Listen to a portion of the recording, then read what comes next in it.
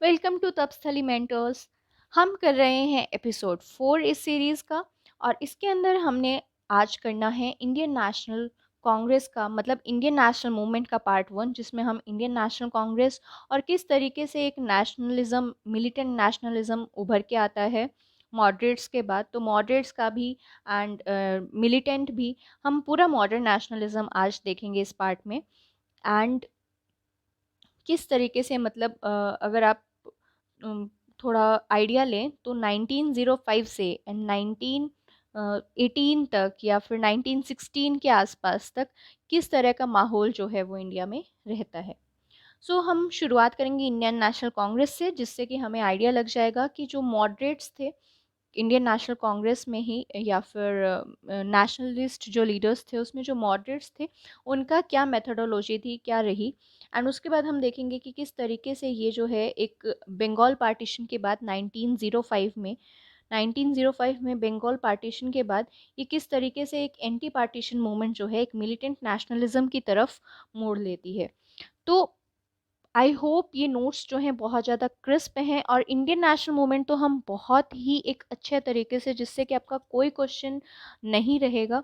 NCERT, spectrum, Plassey to partition, हर book को हम इंक्लूड करते हुए चलेंगे, कोशिश करेंगे। एनसीईआरटी भी ओल्ड एनसीईआरटी जो मॉडर्न हिस्ट्री की है, खासकर वो सब देखो स्पेक्ट्रम में कवर हो रहा है। कोई अगर एक आधी बात एक्स्ट्रा है तो वो नोट्स में कवर्ड है। तो यहाँ से आपके सभी क्वेश्चंस जो हैं वो टारगेट होने वाले हैं। So don't skip this video and just if you want to make notes you can make notes as well। बहुत ही क्रिस्प तरीके से हम बहुत ही अच्छे से कोई चीज़ ना छोड़ते हुए और बहुत ही जल्द अपना इंडियन नेशनल मूवमेंट जो है वो कवर करेंगे। इंडियन नेशनल मूवमेंट को हम 3 पार्ट्स में कवर कर रहे हैं, तो आज फर्स्ट पार्ट हमें कंप्लीट करने वाले हैं मॉडर्न नेशनलिज्म की जो शुरुआत रही गांधी जी के एमरजेंस से पहले। So let's start. Indian national Congress जो है उसकी फाउंडेशन होती है, फर्स्ट सेशन जो रहता है वो गोकुलदास तेजपाल संस्कृत कॉलेज बॉम्बे 1885 दिसंबर में। इंडियन नेशनल कॉन्फ्रेंस के 2 सेशंस होते हैं, 1883 में और 1885 में। 1885 में मतलब सुरेंद्र नाथ बनर्जी एंड आनंद मोहन बोस, इनके अंडर जो फर्स्ट सेशन था वो 72 डेलीगेट्स ने अटेंड किया था। एंड वोमेश चंद्र बनर्जी जो हैं वो उसके प्रेसिडेंट रहे थे इंडियन नेशनल कांग्रेस के फर्स्ट सेशन में। नेक्स्ट इज, हम जल्दी जल्दी देखते चलेंगे, दादा भाई नारावजी। ये 3 बार प्रेसिडेंट रहे हैं इंडियन नेशनल कांग्रेस के। 1890 में कादम्बरी गांगुली जो है फर्स्ट वुमेन थी, ग्रेजुएट ऑफ कैलकाटा यूनिवर्सिटी। इन्होंने एड्रेस किया था इंडियन नेशनल कांग्रेस को 1890 में। She talks about the freedom struggle to give women their due status in national life, की एक सिर्फ उनको पर्सनल लाइफ में ही नहीं, एक नेशनल लाइफ में भी विमेन को उनका स्टेटस मिलना चाहिए, कि वो नेशनल मूवमेंट्स में भी अपना पार्टिसिपेशन दे। तो एक फिर इसमें एक बात आती है, जो डिफरेंट व्यूज़ हैं डिफरेंट स्कॉलर्स के, कि इंडियन नेशनल कांग्रेस के बारे में, कि ये किस तरह की एक ऑर्गेनाइजेशन थी, किस तरह की एक पार्टी थी, क्या एक ये सेफ्टी वॉल्व थी, किस कौन कौन से जो लीडर्स हैं उन्होंने इंडियन नेशनल कांग्रेस के बारे में अपनी क्या राय रखी है। तो क्या ये एक सेफ्टी वॉल्व थी for realising the growing discontent of Indians. तो एक्सट्रीमिस्ट जो हैं जैसे कि Lala Lajpat Rai, he believed in safety valve theory, ठीक है। लेकिन मार्क्सिस्ट इसे कहते हैं conspiracy theory, offspring of this theory. RP Dutt जो है, RP Dutt, Indian National Congress was born out of a conspiracy to abort a popular uprising in India and the bourgeois leaders were part to it। तो RP Dutt का मानना है कि ये सिर्फ upper caste या अपर जो रिच पीपल हैं सिर्फ उनकी पार्टी थी, पुअर्स का इसमें कोई भी रिप्रेजेंटेशन नहीं था।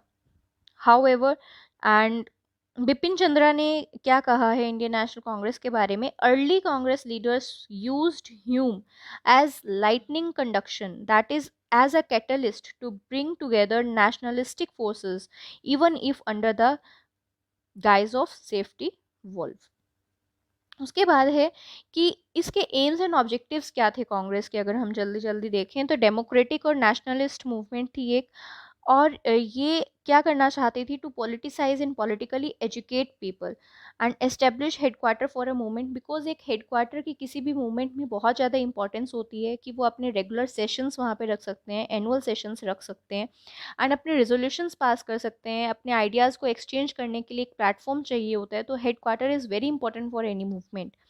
देन फ्रेंडली रिलेशन जो है अमंग पॉलिटिकल वर्कर्स, उसको एस्टैब्लिश करना, एक to develop and propagate an anti colonial nationalist ideology को डेवलप करने के लिए, और एक पॉपुलर डिमांड को प्रेजेंट करने के लिए, फॉर्मुलेट करने के लिए कि ब्रिटिशर्स जो हैं उनके सामने कुछ लोग ऐसे तो हों कि जो रिप्रेजेंट करें अपनी कंट्री को और वो अपनी डिमांड्स को रख सकें। एक नेशनल यूनिटी की फीलिंग को लेकर आना, irrespective of religion, caste and province, and carefully promote and nurture Indian nationhood. ये जो है मेन ऑब्जेक्टिव्स थे, कांग्रेस के एम्स थे। नेक्स्ट इज, फिर एक मॉडरेट्स का इरा कैसा रहता है 1885 से 1905 तक, बिकॉज 1905 में, आई हैव टोल्ड यू, 1905 में बंगाल पार्टीशन होता है, और बंगाल पार्टीशन के बाद मिलिटेंट नेशनलिज्म जो है वो आपका ग्रो करता है। उसे आप रेवोल्यूशनरी नेशनलिज्म भी कह सकते हैं 1900 के बाद से। क्यों? क्योंकि मॉडरेट्स की वो नाकामी देखते हैं, उन्हें लगता है कि मॉडरेट्स जो हैं वो अपनी आइडियोलॉजी, अपने अप्रोच में, जो मॉडरेट्स की अप्रोच है वो भी हमें आगे देखेंगे कि मॉडरेट्स की अप्रोच जो है वो किस तरह की थी और वो किस तरीके से काम करते थे। तो एक्सट्रीमिस्ट को वो पसंद नहीं आई। 1905 में जब बंगाल पार्टीशन हो गया उसके बाद से तो खासकर वो एकदम बहुत तेजी से मिलिटेंट नेशनलिज्म जो है वो ग्रो करता है। तो इम्पॉर्टेंट लीडर्स जो थे मॉडरेट्स के, दे are Dadabhai Naoroji, Pherozeshah Mehta, D E Wacha, W C Banerjee and S N Banerjee. ठीक है। And I have told you extremist जो हैं वो कौन कौन थे, लाल बालन Pal and Aurobindo Ghosh, many leaders were there. Moderates की अप्रोच क्या रहती थी, टू प्रॉन्स्ड मेथोडोलॉजी थी इनकी। एक तो थी कि एक स्ट्रॉन्ग पब्लिक ओपिनियन को क्रिएट करना, और सेकंड था कि ब्रिटिश गवर्नमेंट को एक उन पर, ब्रिटिश गवर्नमेंट पर एक जोर डालना कि वो एक रिफॉर्म्स को इंट्रोड्यूस करें इंडिया में, कि जिस तरीके से वो लॉज और वो कानून जो कि ब्रिटिश पार्लियामेंट में ही, ब्रिटेन में ही वहाँ पे पास हो जाते थे, उसके बाद यहाँ लागू होते थे एज एन इम्पेरियलिज्म, तो उसमें वो रिफॉर्म करने की बात कर सकें। तो ये कॉन्स्टिट्यूशनल मेथड से, we can call it constitutional method, तो ये कॉन्स्टिट्यूशनल मेथड से अपनी अप्रोच इनकी थी कि जिस तरीके से ये अपनी बात को वहाँ पर रखना चाहते थे ब्रिटिश गवर्नमेंट के सामने। उसके बाद they use the methods of 3 P, P for prayer, P for petition and P for protest. ये 3 P's जो हैं ये इनका मेन मेथड था। 3 P की या तो प्रेयर है या पिटिशन है, कि वो पिटिशंस डालेंगे या वो प्रोटेस्ट करेंगे। British committee of Indian national Congress ये एस्टैब्लिश की गई लंदन में 1899 में, India as its organ. And उन्हें ऐसा लगता था कि अभी डायरेक्टली चैलेंज नहीं कर सकते ब्रिटिश रूल को, इतना भी टाइम अभी राइपन नहीं हुआ है, ऐसा टाइम भी अभी नहीं आया। तो क्या कंट्रीब्यूशन रहे मॉडरेट नेशनलिस्ट के? ऐसा नहीं है कि मिलिटेंट नेशनलिज्म की अगर हम बात करें कि मॉडरेट्स जो हैं दे फेल्ड देमसेल्व्स, नो। क्या कुछ कंट्रीब्यूशन रहा? एक तो इकोनॉमिक क्रिटिक करने में, ब्रिटिश इंपीरियलिज्म का इकोनॉमिक क्रिटिक करने में बहुत बड़ा कंट्रीब्यूशन था। अगर आप ड्रेन थ्योरी की बात करें वो दी गई इसी टाइम पे, सेल्फ सफिशिएंट इंडियन इकोनॉमी की बात की गई। ठीक है। एंड ब्रिटिश रूल को जो है वो मेजर कोज बताया गया कि इंडियन पॉवर्टी का जो मेजर कोज है वो ब्रिटिश रूल है। डिमांड की गई कि लैंड रेवेन्यू में रिडक्शन हो, सॉल्ट टैक्स एबॉलिश किया जाए, वर्किंग कंडीशन जो है प्लांटेशन लेबर्स की उसको इम्प्रूव किया जाए, और मिलिट्री एक्सपेंडिचर जो है उसको रिड्यूस किया जाए, और मॉडर्न इंडस्ट्री जो है थ्रू टेरिफ प्रोटेक्शन उसको एनकरेज किया जाए। तो ये तो था एक मेथड, एक पॉइंट कि इकोनॉमिक क्रिटिक जो है वो करने में काफ़ी योगदान रहा मॉडरेट्स का। उसके बाद एक कॉन्स्टिट्यूशनल रिफॉर्म्स और प्रोपागेंडा में, लेजिस्लेचर के अंदर कॉन्स्टिट्यूशनल रिफॉर्म्स लाने में काफ़ी इनका कंट्रीब्यूशन रहा, कि लेजिस्लेटिव काउंसिल्स जो हैं उनके पास 1920 तक कोई रियल पावर थी ही नहीं। 1919 में जब मॉन्टफोर्ट रिफॉर्म्स आते हैं उसके अंदर उन्हें हल्की हल्की पावर्स दी गई थी। इंपीरियल लेजिस्लेटिव काउंसिल जो है वो इंडियन काउंसिल एक्ट 1861 के अंडर एस्टैब्लिश की गई थी। तो 1862 से 92 तक सिर्फ 45 इंडियंस नॉमिनेट हुए थे, एंड 1885 से 92 तक जो डिमांड रही that was the key reform की जाए काउंसिल की और एक्सपेंड किया जाए काउंसिल को। और ये स्लोगन दिया गया कि नो टैक्सेशन विदाउट रिप्रेजेंटेशन, कि जब तक रिप्रेजेंटेशन नहीं मिलेगी तब तक हम टैक्स नहीं देंगे। नेक्स्ट इज फिर एडमिनिस्ट्रेटिव रिफॉर्म्स में किस तरह से आईएनसी का कोशिश किस तरीके से आईएनसी का कंट्रीब्यूशन रहा, बिकॉज आपका डायरेक्ट क्वेश्चन आ सकता है। वैसे तो मॉडर्न हिस्ट्री में भी अब रिलेट करके क्वेश्चन आने लगा है, बट डायरेक्ट क्वेश्चंस भी कई बार आ जाते हैं। फॉर एग्जांपल इकोनॉमी का लास्ट टाइम क्वेश्चन रहा डायरेक्ट बजट पे, कि रेवेन्यू एंड एक्सपेंडिचर बजट जो है वो क्या है और क्या नहीं। तो डायरेक्ट क्वेश्चन आ सकते हैं कि आईएनसी का, इंडियन नेशनल कांग्रेस का, वेदर, बल्कि इंडियन नेशनल कांग्रेस भी नहीं, मॉडरेट्स का क्या रोल रहा, क्या कंट्रीब्यूशन रहा, क्या वो उनका कंट्रीब्यूशन बिल्कुल नहीं था कि मिलिटेंट नेशनलिज्म को आना पड़ा। तो you have to realise this small things. चीज़ें यहीं से हैं, काम यहीं से करना है, आंसर्स यहीं से ही लिखे जाएंगे, but you have to connect and you have to modify it according to the questions. तो एडमिनिस्ट्रेटिव रिफॉर्म्स की अगर हम बात करें तो Indianisation of government services, separation of judicial from executive, criticism of oppressive and technical bureaucracy, foreign policy की Burma को annex कर लिया था जिस तरीके से, उसका क्रिटिसाइज करना, और एक वेलफेयर पे एक्सपेंडिचर को इंक्रीज किया जाए इस तरह की मांग रखना, and better treatment for Indian labour in other British colonies, ये सब बातें रखना। उसके बाद सिविल राइट्स की प्रोटेक्शन की बात की गई थी कि राइट टू स्पीच मिले, right to thought association, free press मिले, इन सब चीज़ों की बात की गई थी। अब अगर हम मॉडरेट्स की इवैल्यूएट करें कि क्या इनके पॉजिटिव एंड क्या इनके नेगेटिव रहे, तो ये मासेस को, ये इनका नेगेटिव पॉइंट है कि ये मासेस को अपनी ओर नहीं खींच पाए। और इन्होंने लेकिन एक प्रोग्रेसिव फोर्सेस को रिप्रेजेंट किया, that is their plus point. ये नेशनल अवेकनिंग करने में भी काफ़ी कामयाब रहे। इन्होंने लोगों को पॉलिटिकल वर्क में ट्रेन किया, ये कॉलोनियल रूल को एक्सपोज कर पाए, और इन्होंने पॉलिटिकल ट्रुथ रखा कि इंडिया जो है उसके इंटरेस्ट में, इंडियंस के इंटरेस्ट में इंडिया को रूल किया जाना चाहिए। एक सॉलिड बेस बन पाया कि आगे एक नेशनल मूवमेंट के लिए एक मास बेस्ड नेशनल मूवमेंट क्रिएट की जा सके, इस तरीके का एक सॉलिड बेस ये इम्प्रूव कर पाए। And fail to widen their democratic base and scope of their demands. ये दो नेगेटिव पॉइंट्स थे जो ये नहीं कर पाए, कि इन डिमांड्स रखते थे, they put forward their demands, but they are not fulfilled completely, they were not fulfilled completely. जो मिलिटेंट नेशनलिज्म की बात करें तो ये अपना जो कंक्रीट शेप लेने लगा था, दैट इज़ बाय 1905। क्यों? क्योंकि एक ट्रू नेचर जो है ब्रिटिश रूल का वो रिकॉग्नाइज हो चुका था। 1890s में इकोनॉमिक क्राइसिस हो रही थी, फेमीन्स हो रही थी बहुत ज़्यादा। बुलबॉनिक प्लेग के बारे में आपने सुना होगा, खासकर अभी जब कोविड रहा तब तो बहुत ही ज़्यादा डिस्कशन हो रही थी इस पे। 1892 इंडियन काउंसिल्स एक्ट जो है इट फेल्ड टू सेटिस्फाई। 1897 में, मतलब ये क्या है, ये आपका एक टाइमलाइन बनाता है कि क्यों जो है, किस तरीके से एक ग्रो हुई मिलिटेंट नेशनलिज्म की। सो 1892 से Indian national council act fail to satisfy. 1897 Natu brothers deported without trial. ठीक है। 1898 repressive laws under IPC section 124A। 124A section जो है आईपीसी का वो क्या है, sedition. Even today it is not such like कि IPC was only at that time. IPC was introduced in 1860 and वही आईपीसी जो है आज कुछ अमेंडमेंट्स के साथ आज भी वही आपका चलता है। नेक्स्ट इज 1898 रिप्रेसिव लॉज हो गए। 1899 number of Indian members in Calcutta corporation reduced.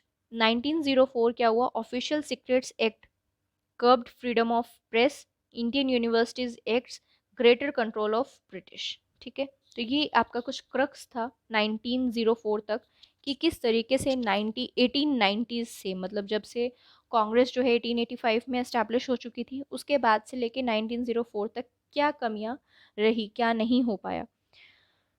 तो ये आपका एक फर्स्ट पॉइंट था। Second is growth of confidence in self respect. एक सेल्फ रिस्पेक्ट की बात होने लगी थी, एक आत्म शक्ति, सेल्फ रिलायंस की बात होने लगी थी। दीज लीडर्स दे बिलीव कि एक इंडियन पीपल को खुद में कॉन्फिडेंस होना चाहिए, इंडियन लोगों को अपने ही इंडियन लीडर्स को अपने ही इंडियन पीपल में ज़्यादा कॉन्फिडेंस होना चाहिए कि yes they can do something. एक कैपेसिटी जो है इंडियन पीपल की, उनमें उनका बिलीफ होना चाहिए। So they growth of confidence and self respect, for example Bal Gangadhar Tilak, Aurobindo Ghosh, BC Pal, Bipin Chandrapal, they talk about this atmashakti. Next is growth of education. Education की ग्रोथ हो रही थी, इंटरनेशनल इन्फ्लुएंसेस जो हैं वो बढ़ रहे थे कि इटालियन आर्मी को जो है इथोपियंस ने हरा दिया था, या बॉयर वॉर्स होने लग रहे थे, या फिर जापान की आप बात करें वहाँ पे वॉर्स होने लग रहे थे। सो ये इंटरनेशनली भी काफ़ी ज़्यादा इन्फ्लुएंस जो है वो इंडिया पे डल रहा था। नेक्स्ट इज फिर वेस्टर्नाइजेशन का बहुत ज़्यादा रिएक्शन जो है वो देखने को मिल रहा था। For example Dayanand Saraswati he said that India for Indians. एक फिर मॉडरेट्स की जो अचीवमेंट्स थी उसकी तरफ बहुत ज़्यादा डिससेटिस्फेक्शन थी एक्सट्रीमिस्ट्स की। और फिर जो कर्जन की पॉलिसीज़ थी उसकी तरफ एक ये रिएक्शन था, क्योंकि ऑफिशियल सीक्रेट्स एक्ट जो है, इंडियन यूनिवर्सिटीज़ एक्ट्स जो है, Calcutta corporation act, Bengal partition, ये चार फैक्टर्स जो हैं ये ऑफिशियली बहुत ज़्यादा इन्होंने ग्रोथ ऑफ नेशनलिज्म में बहुत ज़्यादा इम्पोर्टेंट रोल प्ले किया। उसके बाद है कि एक ट्रेंड लीडरशिप जो है वो उभर के आ रही थी। और कांग्रेस को डफरिन ने he said about Congress that it is a factory of sedition, and government open condemn of Congress as seditious Brahmin और disloyal, okay, seditious Brahmins. Next is फिर एक मिलिटेंट स्कूल ऑफ थॉट जो है वो एग्जिस्ट कर ही रहा था कि फॉरेन रूल से हेटर्ड करना, स्वराज की बात करना, एंड पॉलिटिकल एक्शन जो है वो डायरेक्ट चाहिए अभी, और मासेस की कैपेसिटी में बिलीव करना, और पर्सनल सेक्रीफाइसेस जो हैं वो भी अभी ज़रूरत है इस चीज़ को रियलाइज़ करना। तो स्वदेशी एंड बॉयकॉट मूवमेंट जो हुई कि बंगाल पार्टीशन हुआ लोगों को डिवाइड करने के लिए, दिसंबर 1903 में इसको पब्लिक कर दिया गया था कि बंगाल पार्टीशन होगा, and to weaken Bengal and the nerve centre of Indian nationalism, क्योंकि वहाँ से बहुत सारे लीडर्स उभर के आ रहे थे। और बंगाल से ही फर्स्टली जो ब्रिटिशर्स ने ब्रिटिश रूल की अगर हम एग्जैक्टली बात करें तो वहीं से शुरुआत की थी। एंटी पार्टीशन कैंपेन जो है मॉडरेट्स के अंडर 1903 से 1905, ये एंटी पार्टीशन कैंपेन चला मॉडरेट्स के ही अंडर था, बट इन्होंने काफ़ी जो इस कैंपेन के अंदर लीडर्स उभर के आए, they all become, most of them become militant nationalist या revolutionary nationalist. For example Surendranath Banerjee, K Mitra, पृथ्वी चंद्र रॉय। और मेथड्स इन्होंने क्या किया, पेटिशन से, पब्लिक मीटिंग्स हैं, मेमोरेंडा, प्रोपेगेंडा, न्यूज़पेपर्स जैसे कि हितवादी और संजीवनी, बंगाली, ये सब न्यूज़पेपर्स थे। तो 7 अगस्त 1907, that is 7 August 1904, boycott resolution जो है कैलकाटा टाउन हॉल में फॉर्मली लिया गया कि स्वदेशी मूवमेंट को प्रोक्लेम किया गया फॉर्मली। तो keep this date in mind, 9 अगस्त 1905। 16 अगस्त 1905 को पार्टीशन जो है वो फॉर्मली हुआ। ठीक है, 7 अगस्त 1905 को एक बॉयकॉट रेजोल्यूशन लिया गया था जिसमें कि स्वदेशी मूवमेंट को फॉर्मली प्रोक्लेम किया गया था। तो ये डेट बहुत ज़्यादा इंपॉर्टेंट है। नेक्स्ट फिर 16 अक्टूबर वाली डेट इंपॉर्टेंट है 1905 की, कि पार्टीशन जो है वो फॉर्मली हो गया। अमर सोनार बांग्ला, ये नेशनल एंथम जो है आज भी बांग्लादेश का प्रेजेंट डे भी एक नेशनल एंथम है ये, जो कि रविंद्रनाथ टैगोर ने कंपोज किया था। तो मूवमेंट जो है वो बाकी जगह भी गई। पुणे एंड बॉम्बे की बात करें तो तिलक द्वारा, पंजाब में Lala Lajpat Rai and Ajit Singh was uncle of Bhagat Singh के अंकल थे। और दिल्ली में सैयद हैदर रजा, ठीक है, इसके अंडर, एंड मद्रास में चिदम्बरम पिल्लई, इन सब के अंडर जो है मूवमेंट, ये एंटी पार्टीशन मूवमेंट जो है वो स्प्रेड हुई। अगर हम कांग्रेस की पोजीशन की बात करें तो 1905 में गोपाल कृष्ण गोखले के अंडर मीटिंग हुई और इसने एंटी पार्टीशन को सपोर्ट किया, स्वदेशी मूवमेंट जो है बंगाल में उसको सपोर्ट किया। तो कांग्रेस सेशन जो है 1906 में जो हुआ, दादा भाई नौरोजी उसके प्रेसिडेंट थे। उन्होंने डिक्लेयर किया कि जो इंडियन नेशनल कांग्रेस का जो गोल है दैट इज सेल्फ गवर्नमेंट और स्वराज, लाइक यूके या जो कॉलोनीज हैं ऑस्ट्रेलिया और कनाडा की। तो फर्स्ट टाइम यहाँ पे स्वराज की जो बात की गई इंडियन नेशनल कांग्रेस द्वारा। बट क्या होता है, एक अनफॉर्चुनेट कि सूरत स्प्लिट होता है 1907 में, और इसकी जो इमीडिएट रीज़न था वो यही था कि मूवमेंट में टेक्निक्स किस तरीके से यूज़ की जाए। बिकॉज देखिए दोनों ही नेशनलिस्ट थे, एक्सट्रीमिस्ट जो थे वो भी नेशनलिस्ट थे एंड मॉडरेट्स थे वो भी नेशनलिस्ट थे। But moderates they believe in कि लेजिस्लेचर के थ्रू कॉन्स्टिट्यूशनल मेथड से, थ्री पीस मेथड से, that is petition, prayer and protest, इस मेथड से वो लोग फ्रीडम की ओर चलेंगे। बट जो आपके मिलिटेंट नेशनलिस्ट थे दे बिलीव इन डायरेक्ट जो है चैलेंज करना ब्रिटिश रूल को। तो इन टेक्निक्स का जो मूवमेंट में जो टेक्निक्स यूज़ हुई थी, ये इमीडिएट रीज़न था कि सूरत स्प्लिट जो है 1907 में हुआ। तो अगर हम एक्सट्रीमिस्ट लीडरशिप की बात करें तो उसमें क्या रीजंस रहे कि स्वदेशी मूवमेंट जो है वो सक्सेसफुल रही। मॉडरेट लेड मूवमेंट जो है वो रिजल्ट नहीं लेकर आ रही थी कोई। डिविजिव टेक्टिक्स जो हैं गवर्नमेंट के, डिविजन मतलब डिवाइड करा, जो बंगाल को डिवाइड किया, ठीक है, वो नेशनलिस्ट को बहुत ज़्यादा, काफ़ी ज़्यादा दुख हुआ उससे। And government resorted to suppressive, जो उनके गवर्नमेंट के सप्रेसिव मेजर्स रहते थे। तो इन सब के खिलाफ स्वदेशी मूवमेंट जो है बहुत अच्छे से उभर के आती है। एक्सट्रीमिस्ट प्रोग्राम में क्या होता है कि पैसिव रेजिस्टेंस की बात हुई एंड स्वदेशी एंड बॉयकॉट मूवमेंट हुई, कि मतलब government schools, colleges, services, courts, legislative councils, इन सब की इन सबको बॉयकॉट किया जाए। हम इसमें ये नहीं कि हम इसमें भी पार्टिसिपेट करते रहेंगे, एडमिनिस्ट्रेशन में भी रहेंगे और लेजिस्लेटिव में हम बैठ के सिर्फ डिमांड करते रहेंगे, जबकि बात डिमांड्स जो हैं वो फुलफिल भी नहीं हो रही थी। तो दे बिलीव कि एक पैसिव रेजिस्टेंस दिया जाए, जिस पैसिव रेजिस्टेंस की गांधी जी ने आकर बात की थी एंड एक मास मूवमेंट उन्होंने एस्टेब्लिश किया था इसी पैसिव रेजिस्टेंस के थ्रू। तो इन्होंने पैसिव रेजिस्टेंस जो है एक्सट्रीमिस्ट का प्रोग्राम रहता था।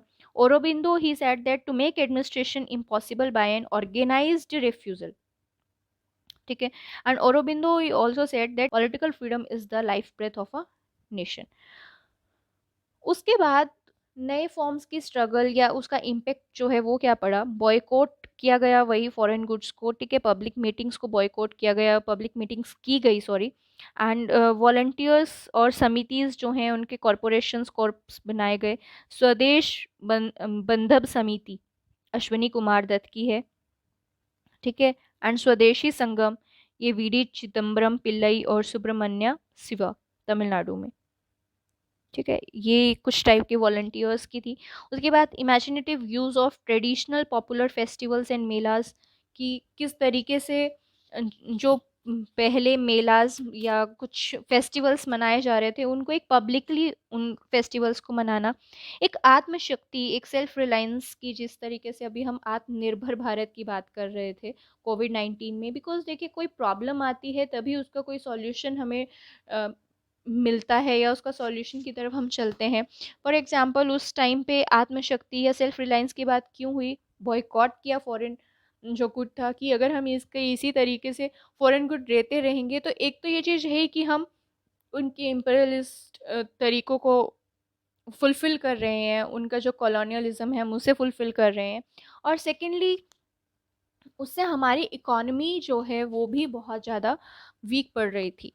सो सेल्फ रिलायंस एंड आत्मशक्ति की बात हुई बिकॉज इससे एक नेशनलिज्म की फीलिंग जो है वो आती है। तो इसी तरीके से आत्मनिर्भर भारत कोविड के टाइम पे क्यों वो हुआ, क्योंकि कोविड के टाइम पे बाउंड्रीज एंड कुछ ऐसा रहा ही नहीं कि किस तरीके से हम बाहर की कंट्री से कोई भी चीज़ इंपोर्ट करें या यहाँ से एक्सपोर्ट करें। और इंपोर्ट पे इतना ज़्यादा निर्भर होना किसी भी कंट्री के लिए, that is not good for any country.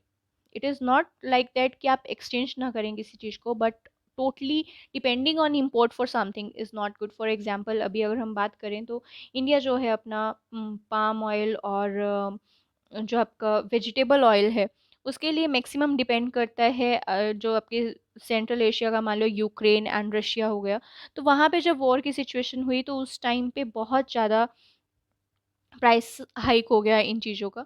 So these are some of the things कि हमें सेल्फ रिलायंस जो है वो होना चाहिए। तो आत्मशक्ति की बात की, एम्फेसाइज रहा इनका। सेकेंडली और क्या है कि प्रोग्राम ऑफ स्वदेशी और नेशनल एजुकेशन की बात की गई कि एक वर्नाकुलर लैंग्वेजेस में हमारी एजुकेशन होनी चाहिए, बिकॉज वेस्टर्न एजुकेशन का एम्फेसिस जो है वो बहुत ज़्यादा बढ़ रहा था। तो बंगाल नेशनल कॉलेज जो औरोबिंदो घोष उसके प्रिंसिपल रहे वो खोला गया। 15 अगस्त 1906 में national council of education NCE इसको सेट किया गया to organise a system of education on national lines under vernacular medium. Vernacular मतलब जो आपकी लोकल लैंग्वेज आपकी रहती है। Next is Bengal institute of technology open किया गया एंड फंड रेज किया गया कि स्टूडेंट्स को जापान भेजा जाए एडवांस्ड लर्निंग के लिए। उसके बाद स्वदेशी या इंडिजीनियस एंटरप्राइजेस खोले गए, फॉर एग्जांपल स्वदेशी स्टीम नेविगेशन कंपनी टूटिकोरिन में। उसके बाद फिर इसका इम्पैक्ट जो है कल्चरल स्फीयर में भी काफ़ी बड़ा, फॉर एग्जांपल सॉन्ग्स की बात करें, पेंटिंग्स की बात करें, साइंस की बात करें, हर फील्ड में ही। सॉन्ग्स की बात करें तो रविंद्रनाथ टैगोर का अमार सोनार बंगाल, फॉर एग्जांपल, जो आज के टाइम पे भी बांग्लादेश का नेशनल एंथम है। सुब्रमण्य भारती का स्वदेश गीतम तमिलनाडु से। उसके बाद अबिंद्रनाथ टैगोर की जो एक पेंटिंग थी, he take took its inspiration from the Mughal and Rajput paintings, Ajanta paintings. उसके बाद फिर Nandalal Bose, he was the first recipient of scholarship offered by Indian Society of Oriental Art, founded in 1907। उसके बाद साइंस में जगदीश चंद्र बोस, जो कि जेसी बोस एंड प्रफुल्ल चंद्र रे, पीसी रे। नेक्स्ट इज फिर मास पार्टिसिपेशन का एक्सटेंट हुआ, स्टूडेंट्स, वीमेन और Muslims, labour unrest, trade unions, सभी का बहुत ज़्यादा पार्टिसिपेशन रहा। मुस्लिम्स जो हैं, ऑल इंडिया मुस्लिम लीग बनी 30 दिसंबर 1905 को as an anti Congress front. बाद में आप देखेंगे कि यही अभी जब सूरत स्प्लिट हो चुका होता है, उसके बाद जब इंडिया ये मिलिटेंट्स एंड मिलिटेंट नेशनलिस्ट, तो क्या एक्सट्रीमिस्ट एंड मॉडरेट्स, जब दे कम टुगेदर, तो उसके बाद इंडियन मुस्लिम लीग जो है वो भी साथ आ जाती है कांग्रेस के। क्या रीजंस रहते हैं आगे हम देखेंगे वो उसमें जब कोर्स करेंगे, तो कि वाई, मतलब ऐसे क्या रीजंस रहे कि इंडियन मुस्लिम लीग, जिसका ओरिजिन ही as an anti Congress front था, and why come together with Congress. So labour unrest काफ़ी था, ट्रेड यूनियन, सितंबर 1905 में 250 बंगाली क्लर्क्स जो हैं उन्होंने कंपनी को बर्न कर दिया, हावड़ा में प्रोटेस्ट हुआ। 1906 में मतलब ईस्ट इंडियन रेलवेज जो हैं उन्होंने स्ट्राइक की। सुब्रमण्यम शिवा और चंद्रपल्ली जो थे टुटिकोरिन और तिरुनेवेली में। उसके बाद आर्सेनल और रेलवे वर्कर्स थे लाला लाजपत राय और अरिजीत सिंह के अंडर। तो इन सारी जगह पे काफ़ी अनरेस्ट रहा था। और दे डिसाइडेड, जो एक्सट्रीमिस्ट थे, they decided to annul the partition of Bengal in 1911 to curb the menace of revolutionary terrorism, decided to shift capital to Delhi, and Bihar and Orissa taken out of Bengal. Assam was made a separate province. तो ये कुछ कोशिश की गई इनको suppress करने के लिए बाय द गवर्नमेंट। अब इस स्वदेशी मूवमेंट की क्या इवैल्यूएशन रहा, जिस तरीके से हमने मॉडरेट्स का इवैल्यूएशन किया था। तो एक तो था कि मूवमेंट जो है फिजल्स आउट, ये मूवमेंट धीरे धीरे धीरे धीरे कम हो गई, सप्रेस कर दी गई। एंड एक जो है ये मूवमेंट जो है टर्निंग पॉइंट भी रहते हैं। तो ये पॉजिटिव्स हैं और ये कुछ नेगेटिव्स हैं। पॉजिटिव, पहले हम नेगेटिव्स देख लेते हैं कि क्या नेगेटिव्स रहे थे, क्यों इसे जो है मूवमेंट जो है वो धीरे धीरे कम होने लगी। बाय 1908 क्या हुआ, मूवमेंट जो है डिक्लाइन होने लगी, क्योंकि ये गवर्नमेंट रिप्रेशन बहुत ज़्यादा था। मूवमेंट जो है they fail to create effective organisation नहीं हो पा रही थी, बिकॉज मॉडरेट्स की एक बात थी कि when they decided to form Indian national Congress, उसके बाद से उनके रेगुलर एनुअल सेशंस रह रहे थे। एंड एक जो प्लेटफॉर्म बन गया था, फॉर एग्जांपल मैंने आपको बताया था कि हेडक्वार्टर जब बनाया गया तो हेडक्वार्टर का क्या इंपॉर्टेंस होता है, तो इनकी वही इफेक्टिव ऑर्गेनाइजेशन नहीं हो पाई। And movement was rendered leaderless, इसी वजह से, क्योंकि एक इफेक्टिव ऑर्गेनाइजेशन नहीं है, तो ऑर्गेनाइजेशन के बिना आप एक ही लीडर कैसे चुनेंगे कि हाँ इस लीडर की अथॉरिटी आप मान रहे हैं। So there was no rendered leader. Most leaders arrested and deported 1908 तक बहुत सारे लीडर्स को अरेस्ट भी कर लिया गया था, बहुत सारे लीडर्स को डिपोर्ट कर दिया गया था। For example Aurobindo Ghosh and Bipin Chandra Pal, they retire from the active politics. और इंटरनल काफ़ी ज़्यादा इंटरनल जो एक होता है कि राइवलरी टाइप चल रही थी अमंग द लीडर्स, जो कि सूरत स्प्लिट में फिर सामने भी आ गई, क्योंकि कांग्रेस ने भी उस टाइम पे जो मिलिटेंट, क्योंकि कांग्रेस में ही थे बोथ मॉडरेट्स एंड मिलिटेंट्स, तो स्वदेशी मूवमेंट वो कांग्रेस के ही अंडर सपोर्टेड चल रही थी। तो दोनों में ही, एक्सट्रीमिस्ट में और मॉडरेट्स में, दोनों में ही कुछ बातें बन नहीं पाई। जो हमने बात की थी अभी इंटरनल स्क्वेबल्स की, तो वो यही थी कि कुछ लीडर्स जो हैं उन्हें टेक्निक्स एक दूसरे की पसंद नहीं आ रही थी, देयरफॉर सूरत स्प्लिट होता है। And they not know how to find new forms to give popular resentment, क्योंकि कांग्रेस भी अगर हम बात करें तो एक इफेक्टिव ऑर्गेनाइजेशन की तरह फेल होती जा रही थी, कि उसके भी एक लीडरलेस होती जा रही थी वो भी, क्योंकि औरोबिंदो घोष एंड जब बिपिन चंद्र पाल जैसे जो लीडर्स हैं वो एक्टिव पॉलिटिक्स से रिटायर कर रहे थे, तो and they remained confined to the upper and middle classes and zamindars. इसीलिए मतलब ये तो बहुत ही ज़्यादा इस पे वो किया जाता है कि it confined to the upper classes, and non cooperation and passive resistance जो हैं वो सिर्फ कुछ आइडिया ही बन के रह गए। ना तो नॉन कोऑपरेशन हो पाया, ना ही पैसिव रेजिस्टेंस हो पाया। मतलब जो बॉयकॉट करने का प्रोग्राम बनाया था वो सिर्फ एक आइडिया की तरह रह गया, वो इम्प्लीमेंट नहीं हो पाया। And difficult to sustain and mass based movement at a high pitch for too long. Because देखिए, बॉयकॉट की जब बात की जा रही है तो बॉयकॉट जो है वो मिलिटेंट नेशनलिस्ट वो बहुत ज़्यादा कह रहे थे, तो मॉडरेट्स भी उसी कांग्रेस में थे। सो दैट्स वाई इतना ज़्यादा नहीं हो पाया। नेक्स्ट इज, एक टर्निंग पॉइंट की तरह क्यों था? क्योंकि इट अनटच्ड जो सेक्शंस थे, जैसे कि स्टूडेंट्स, विमेन, वर्कर्स, उन लोगों ने भी पार्टिसिपेट किया, क्योंकि इससे पहले अगर आप कांग्रेस की बात करें तो वहाँ पे कोई स्टूडेंट पार्टिसिपेशन नहीं था। मतलब जब आप मॉडरेट्स की बात करें तो कोई विमेन पार्टिसिपेशन नहीं था, मतलब मास इन्वॉल्वमेंट नहीं थी, वो सिर्फ लीडर्स की इन्वॉल्वमेंट थी। सेकेंड इज कि जितने भी मेजर ट्रेंड्स जो है नेशनल मूवमेंट की वो इमर्ज होते हैं, जो कंजर्वेटिव मॉडरेशन से लेके पॉलिटिकल एक्सट्रीमिज्म तक, रेवोल्यूशनरी एक्टिविटीज से लेकर सोशलिज्म तक, जितने भी मतलब मेजर ट्रेंड्स हो सकते हैं किसी भी नेशनल मूवमेंट के, वो सब इमर्ज हुए। और सिर्फ एक पॉलिटिकल स्फीयर तक नहीं रह गया था ये, बल्कि इसने आर्ट, लिटरेचर, साइंस, इंडस्ट्री, हर एरिया को, हर एरेना को टच करने की कोशिश की थी। And people learn to take bold political positions, undermine the hegemony of colonial ideas in institutions, and future struggle was to draw heavily from the experience gained। जो भी experience हुआ कि future में जब कोई भी struggle वो करेंगे तो they have very much experience। तो ये difference था। और तिलक, बाल गंगाधर तिलक, he opposed the age of consent bill because such reforms must come from people governing themselves। अब बात करेंगे कि ये जो सूरत स्प्लिट हो गया तो ये क्यों हुआ, क्या रीजंस रहे और किस तरीके से रहा। 1905 में दिसंबर में बनारस सेशन होता है गोखले के अंडर। एक्सट्रीमिस्ट कहते हैं कि उन्हें बॉयकॉट जो है उसे एक्सटेंड करना है, स्वदेशी मूवमेंट जो है बंगाल के भी बाहर होनी चाहिए।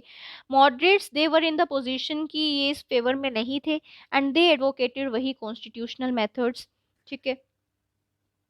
1906 उससे अगले साल कलकत्ता में होता है सेशन, और दादा भाई नारायणजी के अंडर होता है। तो वर्ड स्वराज जो है वो फर्स्ट टाइम मेंशन किया जाता है फॉर्मली इन कांग्रेस सेशन।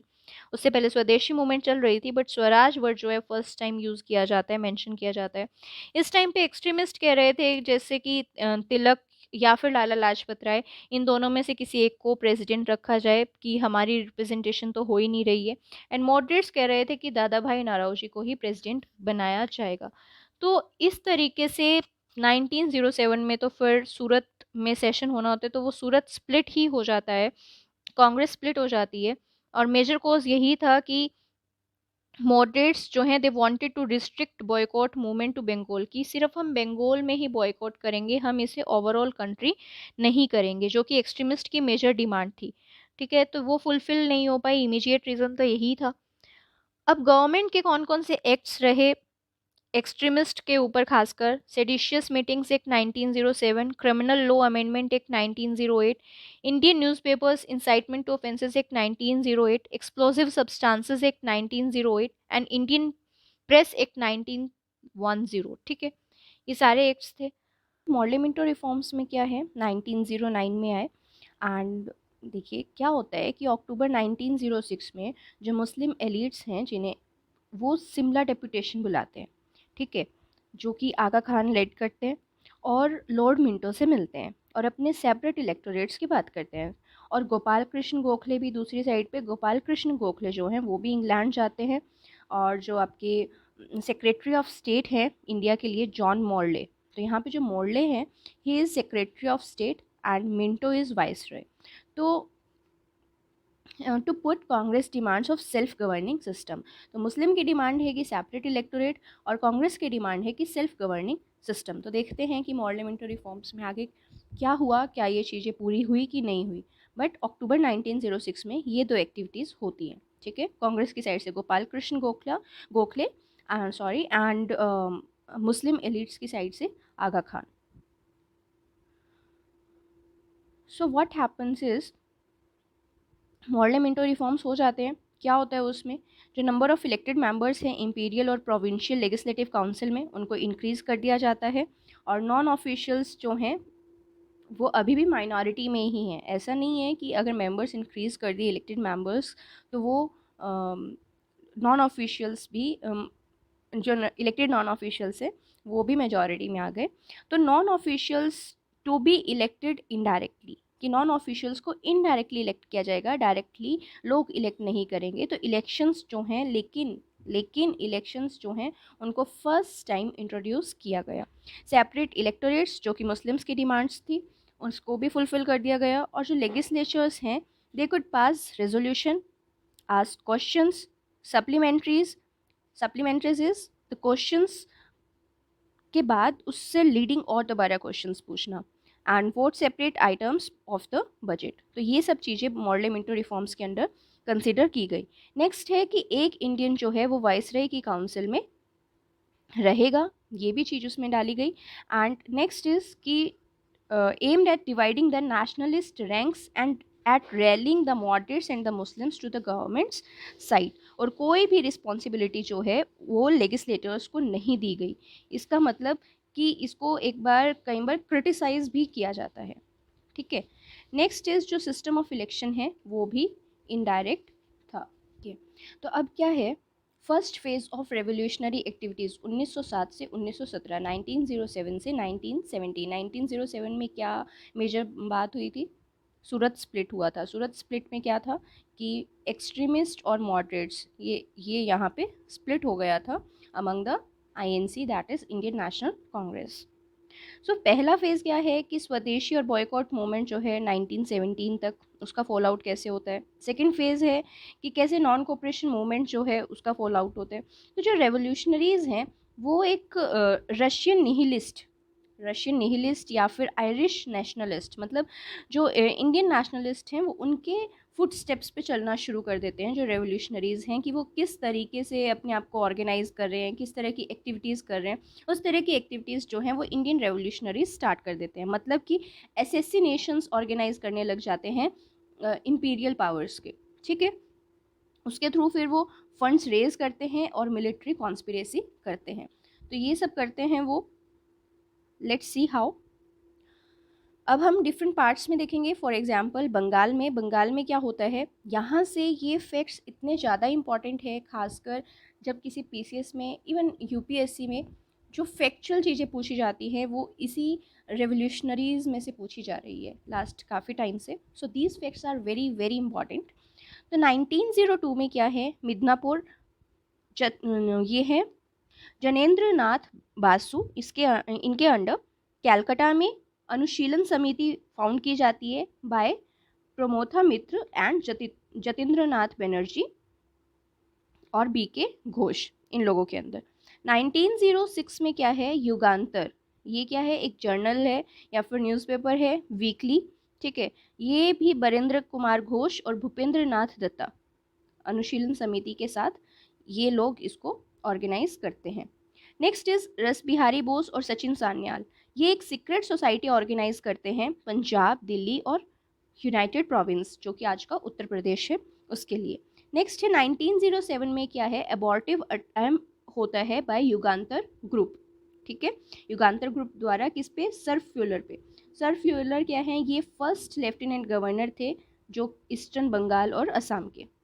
देन क्या होता है 1908 में प्रफुल्ल चौकी और खुदीराम बोस, ये जो है एक कैरेज पे बॉम्बिंग करते हैं, ये सोच के कि इसमें किंग्सफोर्ड है, जबकि बात उसमें किंग्सफोर्ड नहीं थे।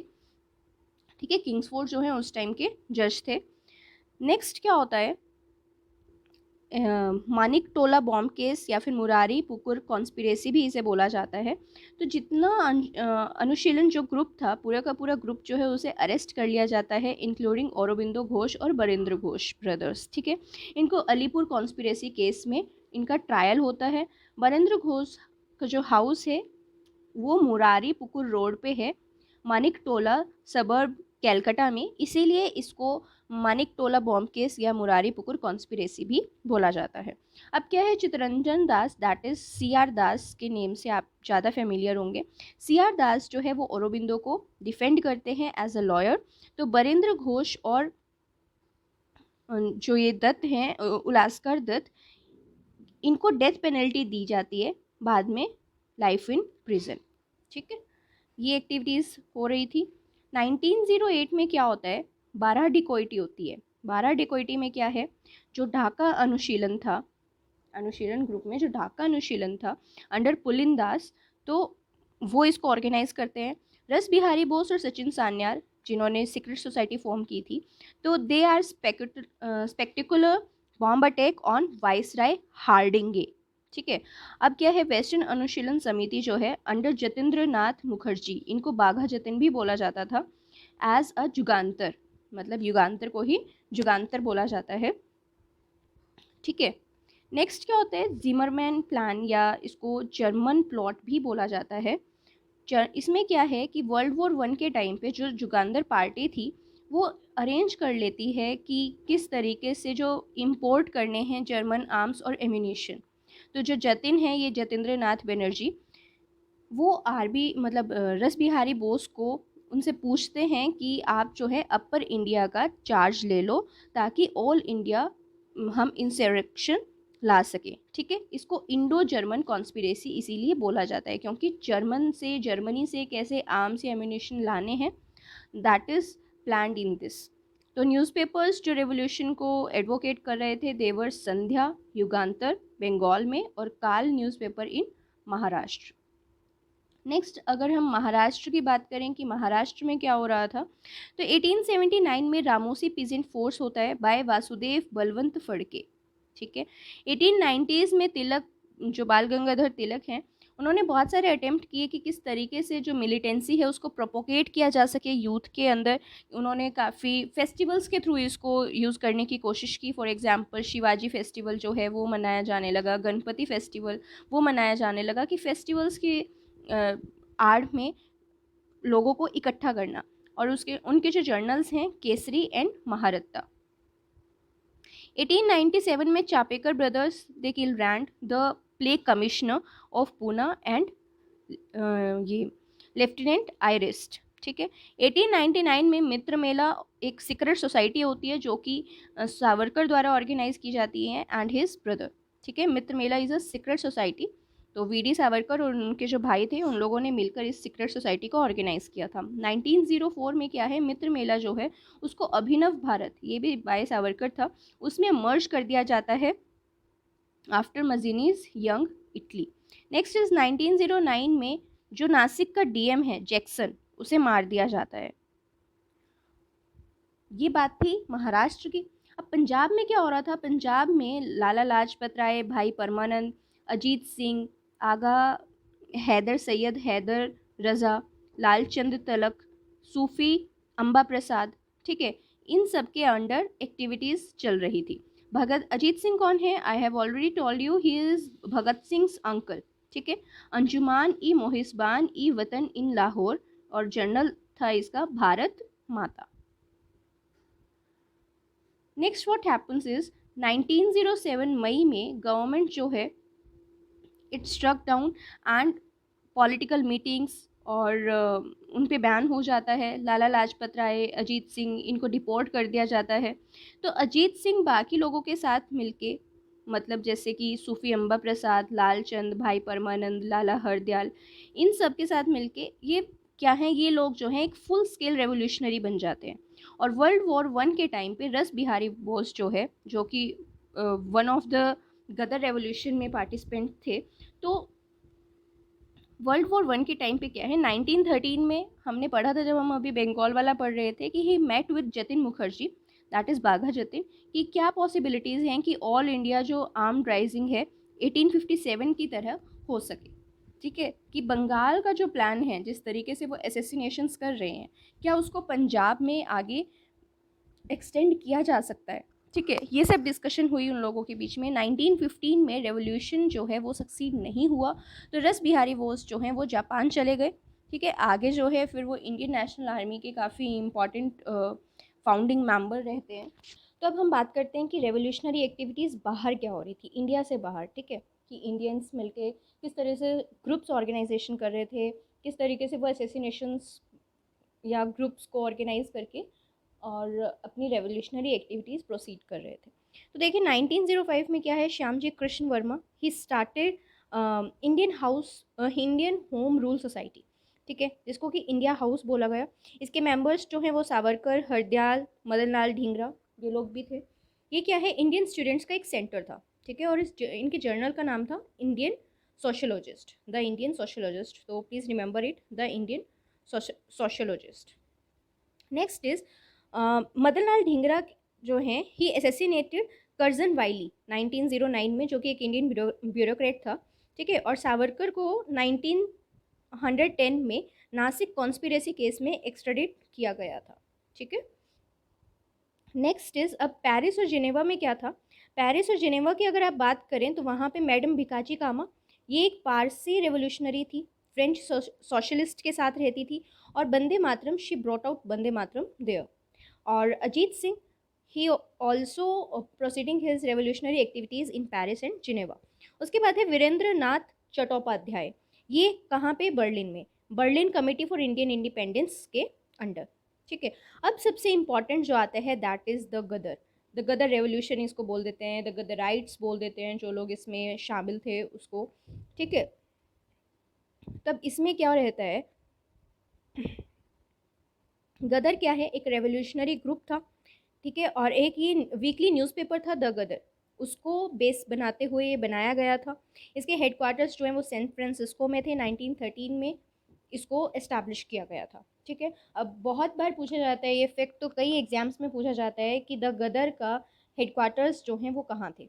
उसके बाद लाला हरदयाल, रामचंद्र, भगवान सिंह, करतार सिंह सारबा, मोहम्मद बरकतुल्ला, भाई परमानंद, ये सब लोग इसके मेंबर्स थे। ठीक है, और ये जो द गदर है, ये आपका सेक्युलर आइडियोलॉजी रखता था।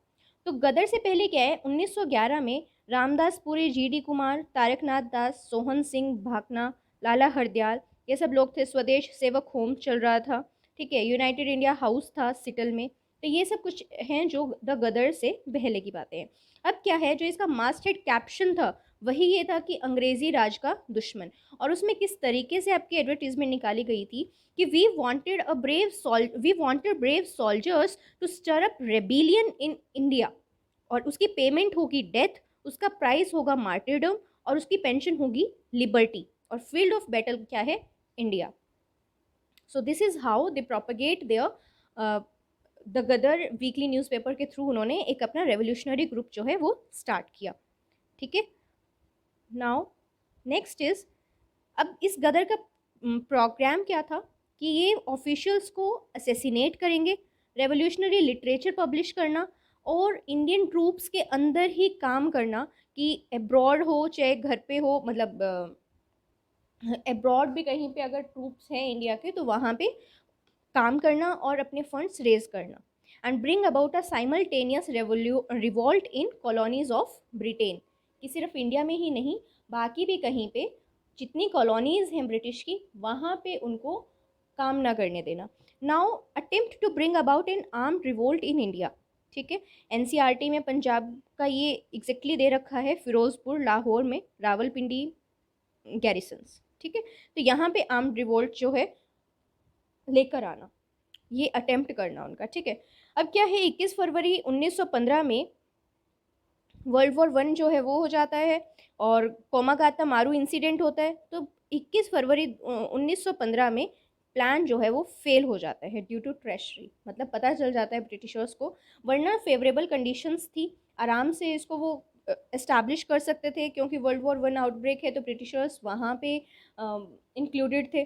और कोमागाता मारू इंसिडेंट होता है सितंबर 1914 में, तो उसके बाद से इन लोगों की तैयारी चल रही थी। अब इसका रिजल्ट क्या निकलता है, इसका इम्पेक्ट क्या होता है कि डिफेंस ऑफ इंडिया रूल्स 1915, रस बिहारी बोस जापान चले जाते हैं, सचिन सान्याल जो है उनको लाइफ इम्प्रिजनमेंट दे दिया जाता है, 12 आदमी 23rd कैवेलरी के एग्जीक्यूट कर दिया जाता है उनको। और रिलीज़ के बाद बहुत सारे लोगों ने, इनमें से कीर्ति और कम्युनिस्ट मूवमेंट जो है पंजाब में वो स्टार्ट कर दी थी। देखिए इन नोट्स में I have already told you कि हम लोग एनसीईआरटी जो आपकी मॉडर्न हिस्ट्री की पुराने वाली एनसीईआरटी है, ठीक है, उसको और उसको बेस बनाकर चल रहे हैं, और साथ में स्पेक्ट्रम को। ठीक है, एंड स्पेक्ट्रम एंड एनसीईआरटी तो बहुत ज़्यादा ओवरलैपिंग है, you can say 98%, 99% it's overlapping. ठीक है, एंड अगर कोई और फैक्ट्स हैं जो कहीं और से पता चलते हैं, so we will also include that. उसके बाद है कि क्या सिग्निफिकेंस रहा या फिर क्या ड्रॉबैक्स रहे जो द गदर रेवोल्यूशनरी ग्रुप था। तो अगर आप ड्रॉबैक्स की बात करें तो ये ऑर्गेनाइज्ड नहीं था, एक सस्टेन्ड लीडरशिप नहीं थी, इस वजह से फेल हो गया। ठीक है, और एक बात करें कि इसका क्या सिग्निफिकेंस रहा, तो हाँ, ये एक मिलिटेंट नेशनलिज्म को अ, आगे फैलाने में बहुत ही इसने हेल्प की, विद कम्प्लीटली सेक्युलर अप्रोच। ठीक है, उसके बाद एक और इसका ड्रॉबैक ये रहा कि इसने अपने जो प्रिपरेशन है उसको अंडर एस्टिमेट किया, रिक्वायर मतलब हर लेवल पे। ठीक है, उसके बाद क्या है, अब ये बात थी द गदर की, हम अब्रॉड की ही बात कर रहे हैं, तो बाद में आते हैं कि यूरोप में क्या चल रहा था। अब यूरोप में 5th लाइट इन्फेंट्री सिंगापुर में, ठीक है, इट रिवॉल्टेड अंडर जमादार चिश्ती खान और सूबेदार ढूंढे खान। ठीक है, इन दोनों के अंडर वहाँ पे रिवोल्ट होता है। 36 सिख बटालियन जो है अंडर जमादार अब्दुल घानी, ठीक है, उसके अंडर होती है। नेक्स्ट इज फिर Berlin committee for Indian independence by Virendra Nath Chattopadhyay, Bhupendra Nath Datta, Lala Hardayal, जो कि हमने जिमरमैन प्लान ऊपर पढ़ा था, जर्मन फॉरेन ऑफिस हेल्प। ठीक है, जिमरमैन प्लान डायरेक्ट आ सकते हैं कि ये किससे रिलेटेड है, कोई इटली में कुछ चीज़ ऑर्गेनाइज हो रही थी या कोई यूएस में, रशिया में, कहाँ पे। तो ये Zimmermann plan is related to कि आप जर्मन्स की हेल्प ले रहे हैं अपने आर्म्स एंड एम्यूनिशंस को इकट्ठा करने में, जो प्लान बनाया था। ठीक है, अब काबुल के अंडर मिशन भेजा जाता है अंडर राजा महेंद्र प्रताप सिंह, बरकतुल्ला और ओबायदुल्ला सिंधी, किस लिए कि एक प्रोविंशियल इंडियन गवर्नमेंट को वहाँ पे ऑर्गेनाइज किया जाए with the help of crown prince जो वहाँ का है, अमनुल्ला। ठीक है, next is, this is all about, we have studied कि क्या क्या रेवोल्यूशनरी एक्टिविटीज़ थी। नाउ कि फर्स्ट वर्ल्ड वॉर जिस टाइम अब चल रहा है, उसके बाद क्या नेशनलिस्ट का रिस्पॉन्स रहता है इस फर्स्ट वर्ल्ड वॉर के लिए, क्या वो उसमें हेल्प करने के लिए राजी होते हैं, नहीं होते हैं, ये सब चीज़ें हम इसमें देखेंगे। तो फर्स्ट वर्ल्ड वॉर जो है जून 1914 से 1919 तक चलता है। एक साइड पे ब्रिटेन था, दूसरी साइड पे जर्मनी। ठीक है, इसीलिए अब आपको समझ में आ रहा होगा कि जर्मनी से ज़्यादातर हेल्प इंडियन नेशनलिस्ट क्यों ले रहे थे, रेवोल्यूशनरीज क्यों ले रहे थे, बिकॉज कहते हैं कि दुश्मन का दुश्मन दोस्त। तो ब्रिटेन जो है, ब्रिटिशर्स ने यहाँ पे अपनी कॉलोनी इंडिया में बना रखी थी, एंड वो वर्ल्ड वॉर में जर्मनी के अगेंस्ट था, तो Indian revolutionaries went to Russia for help. ठीक है, सो नाउ वी सी कि ब्रिटेन के साथ एलाइड और कौन कौन सी पावर्स थी, फ्रांस, रशिया, जापान। उसके बाद में इटली और यूएसए भी ज्वाइन कर लेते हैं। अब अगेंस्ट में किसके था, ये जर्मनी के, और इसकी हेल्प में था ऑस्ट्रिया, हंगरी और टर्की। ठीक है, तभी जब टर्की का आगे हम पढ़ेंगे कि किस तरीके से जो खलीफा है या मुस्लिम लीग है, किस तरीके से अपने इस नेशनल मूवमेंट में हेल्प करते हैं, हर किसी का क्या मोटिव रहता है, क्या वो एक नेशनल मूवमेंट ही होती है या हर कोई अपना अपना उल्लू सीधा कर रहा होता है, we will see all that. ठीक है, नाउ लेट्स स्टार्ट कि नेशनलिस्ट रिस्पॉन्स अब ब्रिटिश पार्टिसिपेशन का क्या रहता है वर्ल्ड वॉर वन में। अब इसको हम थ्री फोल्ड्स में देखेंगे। एक तो है कि मॉडरेट्स हैं, एक है एक्सट्रीमिस्ट हैं, और एक है रेवोल्यूशनरीज हैं। अब मॉडरेट्स क्या है? मॉडरेट्स सपोर्ट करते हैं, ठीक है। मॉडरेट्स कहते हैं कि चलो ठीक है, ब्रिटिशर्स की इसको सपोर्ट करना है as a matter of duty. Because आपने देखा ही होगा कि मॉडरेट्स जो हैं इंडियन नेशनल कांग्रेस के, they always follow PPP formula, 3P formula हमने रीड किया था, ठीक है, प्रेयर पिटिशन वाला। तो उनका हमेशा यही रहता है कि कॉन्स्टिट्यूशनल मैकेनिज्म से वो काम करेंगे। तो दे थॉट कि हाँ, ये इनका एक ड्यूटी है कि वो ब्रिटेन की हेल्प करें। एक्सट्रीमिस्ट क्या कहते हैं, इंक्लूडिंग तिलक, उनका एक मिस्टेकन बिलीफ समझ लो आप था। उनको लगा कि जो ब्रिटेन है वो इंडिया का जो एक ग्रेटिट्यूड है, इंडिया का जो ये बड़प्पन है कि वो ब्रिटेन की हेल्प करेगा।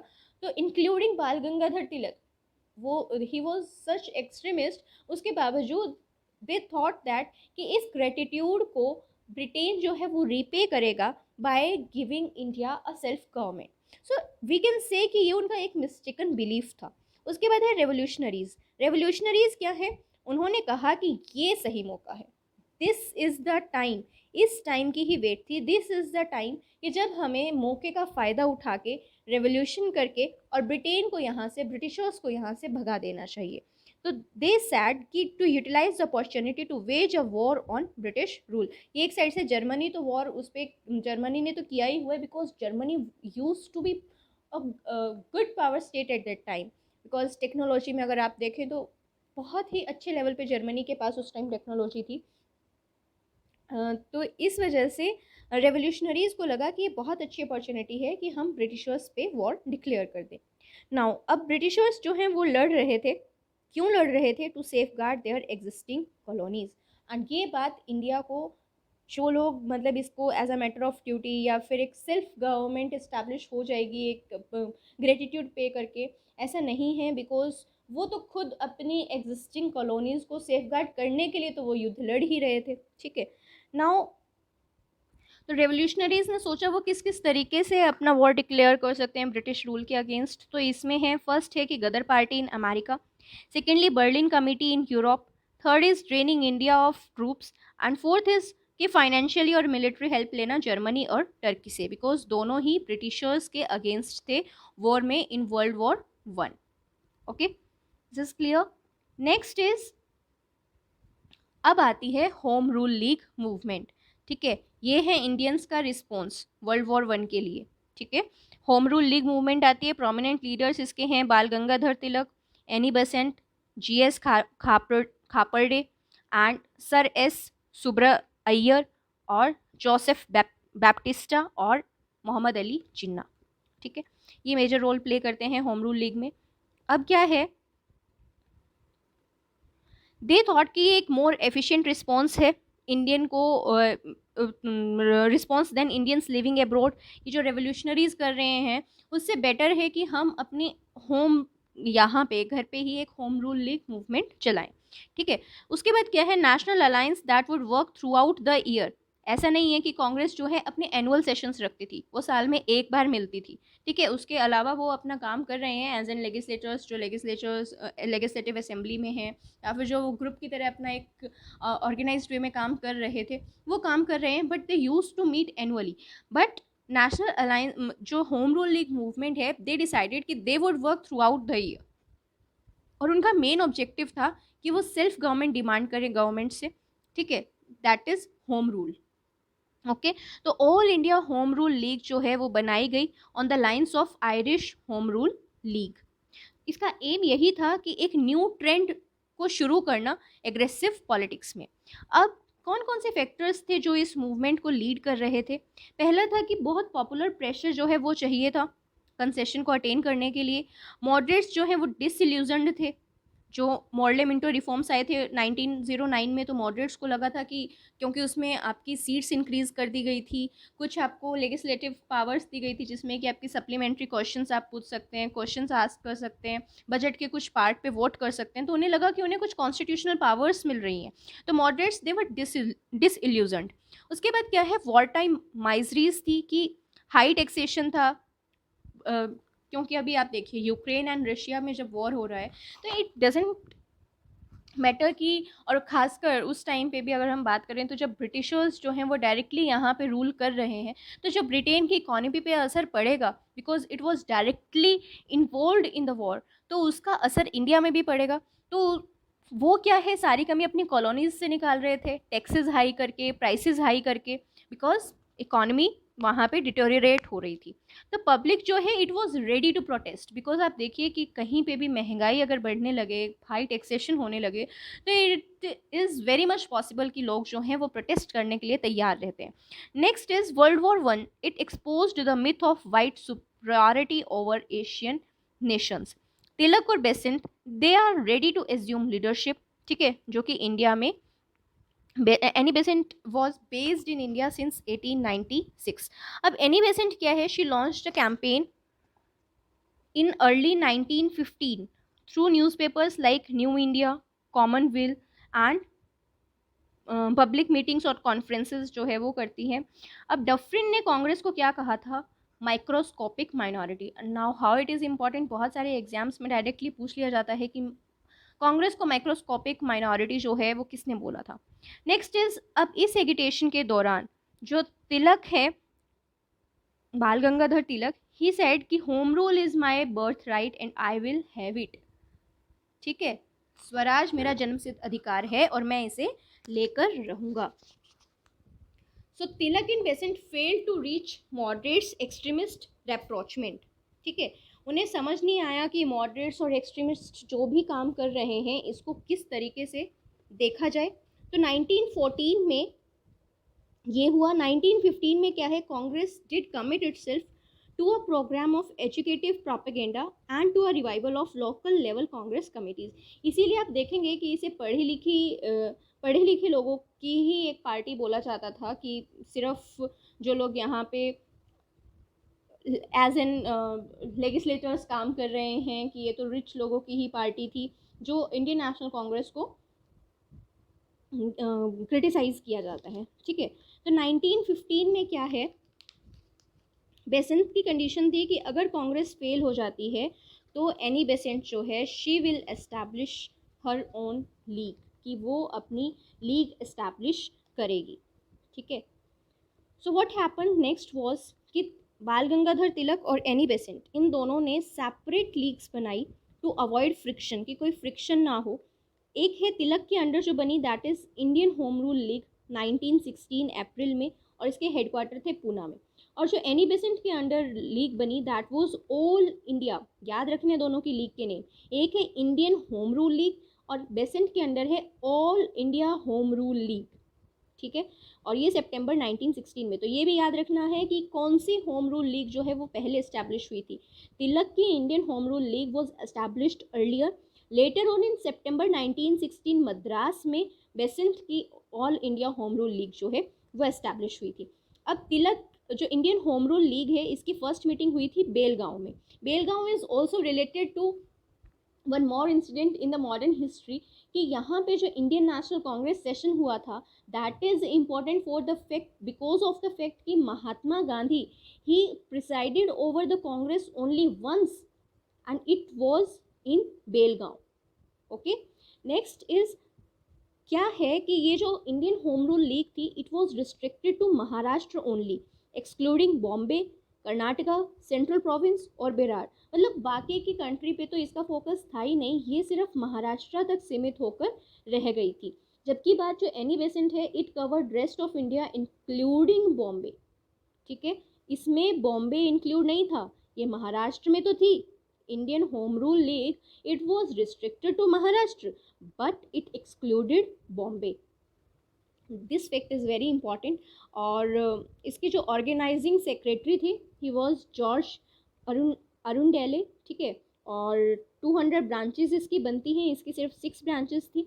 ही demands swarajya, linguistic states, education in vernacular languages, ठीक है। But Annie Besant's home rule league it, और कौन कौन से लोग थे, you should know that, BW Wadia और CP Ramaswami Iyer. So this was about the home rule leagues of Tilak and Annie Besant.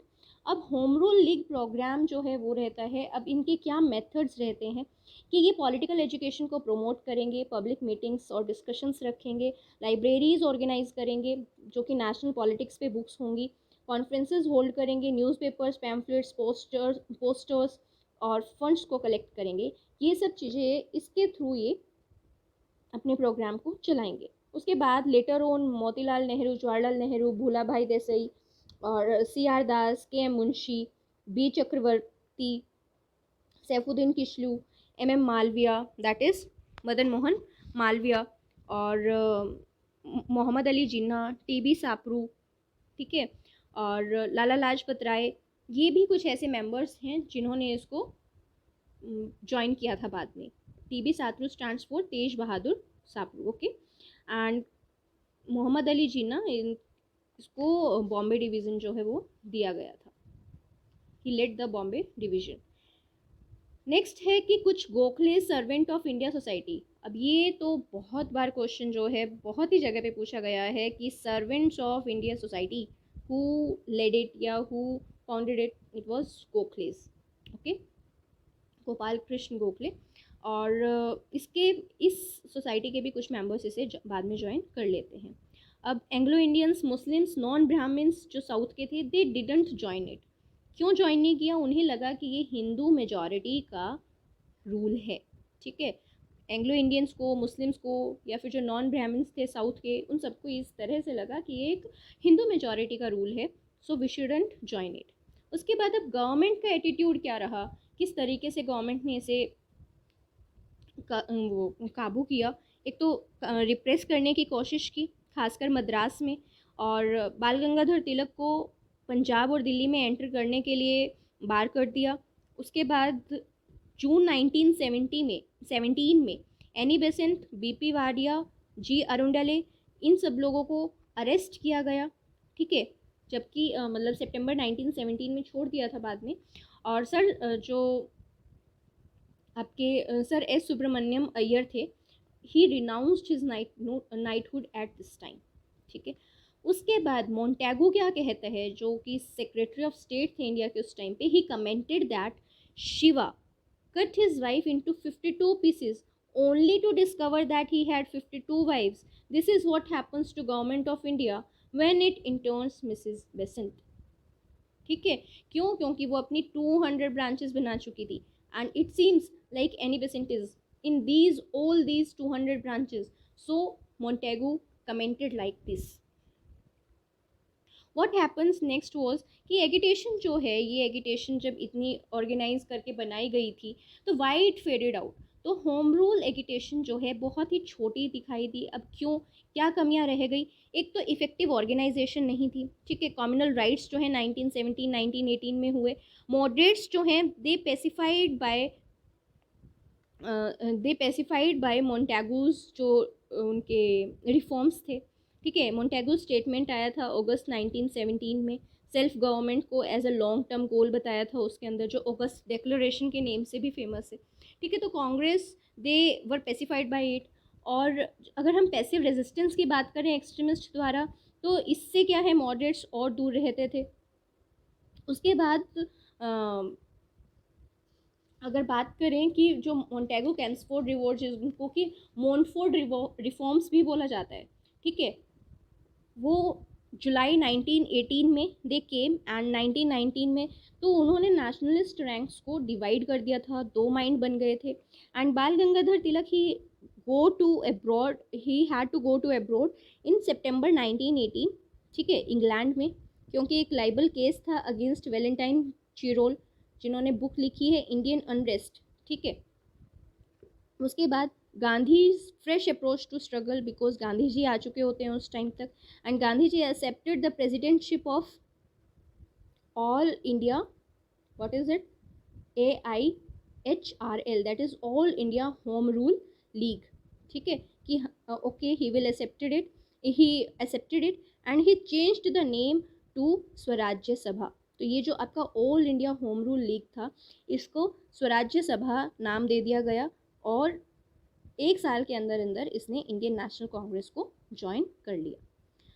सो अब क्या है कि अगर हम इसका इम्पेक्ट देखें तो क्या एक पॉजिटिव गेंस हमें मिले कि किस तरीके से इसने हेल्प की, होम रूल लीग का क्या सिग्निफिकेंस रहा, तो it shifted the emphasis from educated elite to masses.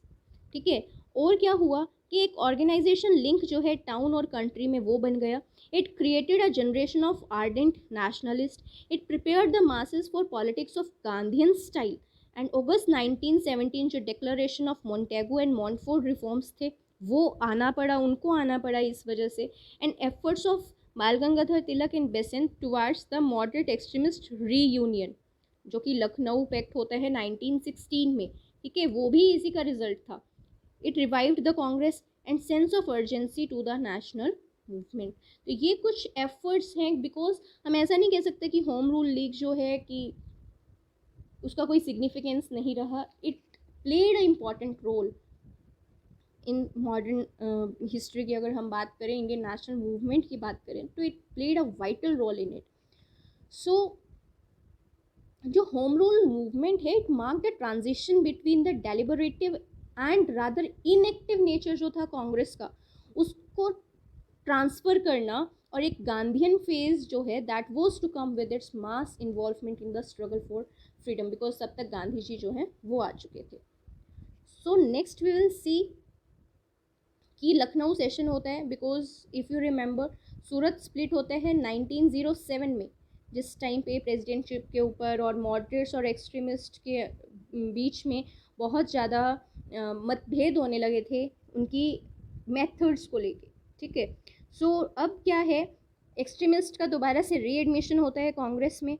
And Lucknow session को it was presided over by moderate कौन, अंबिका चरण Majumdar. So you should remember कि ये मॉडरेट है अंबिका चरण AC मजूमदार, अंबिका चरण मजूमदार प्रिसाइड किया था लखनऊ सेशन को। Lucknow session was held in 1916। Okay, next is अब फैक्टर्स क्या रहे रीयूनियन के। एक तो जो ओल्ड कंट्रोवर्सीज थी वो मीनिंगलेस हो गई, क्योंकि उसके बाद तो मॉन्टफोर्ड रिफॉर्म्स आ चुके थे। ठीक है, और जो मॉन्टफोर्ड भी आ गए थे, एंड मॉन्टफोर्ड भी अगर हम देखें तो बाद में आए हैं, बट मॉर्ले मिंटो रिफॉर्म्स आ चुके थे। ठीक है, and split had led to a political inactivity. ये रियलाइज़ हुआ कि एक पॉलिटिकल इनएक्टिविटी हो गई है, और जो एफर्ट्स हैं होम रूल लीग के अंडर तिलक एंड बेसेंट के, इट वाज रिकॉग्नाइज्ड। एंड दो मॉडरेट्स की डेथ हो चुकी थी तब तक, दैट इज़ गोपाल कृष्ण गोखले और फिरोज शाह मेहता। बिकॉज उस टाइम पे अगर आपको याद हो तो गोखले प्रेसिडेंटशिप और इन सब चीज़ों के ऊपर बातें हो रही थी। एक और काम हुआ यहाँ पे लखनऊ पैक्ट में, क्या कि सिर्फ कांग्रेस के मॉडरेट्स और एक्सट्रीमिस्ट ही रीयूनियन नहीं हुई, बल्कि मुस्लिम लीग एंड कांग्रेस इनके बीच में पैक्ट हुआ। ठीक है, अब क्यों हुआ और ये हम देखते हैं। ब्रिटेन ने रिफ्यूज़ कर दिया कि वो टर्की की हेल्प नहीं करेंगे खलीफा को इस्टेब्लिश करने में। ठीक है, बाल्कन्स में इटली के साथ मिलकर। और क्या है, जो पार्टीशन ऑफ बंगाल था 1905 में जो हुआ था, तो it's annulment of partition of Bengal in 1911। तो इसको जो पार्टीशन को एनॉय किया, ठीक है, सपोर्टिंग मुस्लिम्स द्वारा। उसके बाद British government, it refusal of the British government to set up university at Aligarh, कि अलीगढ़ में हम यूनिवर्सिटी नहीं खोलेंगे। जो कैलकटा सेशन था मुस्लिम लीग का 1912 में, it committed to work with other organisation. ठीक है, और जो बात करें अगर हम मौलाना अबुल कलाम आज़ाद, उनका है कि अल हिलाल। ठीक है, और MA जौहर, इनकी है हमदर्द उर्दू में। ठीक है, सॉरी कॉमरेड, और उर्दू में है एक हमदर्द। इसको सप्रेस किया गया। ठीक है, और क्या रहा कि अली ब्रदर्स जो थे, internment of Ali brothers, that is मौलानाज थे दोनों, मोहम्मद अली और शौकत अली, और हसरत मोहानी और ये मौलाना अबुल कलाम आज़ाद। ठीक है, इनकी इंटर्नमेंट। एंड यंग एजुकेटेड मुस्लिम्स जो हैं वो नेशनलिस्ट टर्न हो रहे थे। इम्पॉर्टेंट रोल रहता है इसमें भी तिलक का, जिन्ना का, इकट्ठे की यूनिटी जो है वो नेसेसरी है। तो ये सब रीजंस थे कि पैक्ट करना किया इन लोगों ने। तो इंडियन नेशनल कांग्रेस ने एक्सेप्ट किया कि ठीक है, हम सेपरेट इलेक्टोरेट्स जो हैं मुस्लिम्स के लिए उसकी डिमांड करेंगे।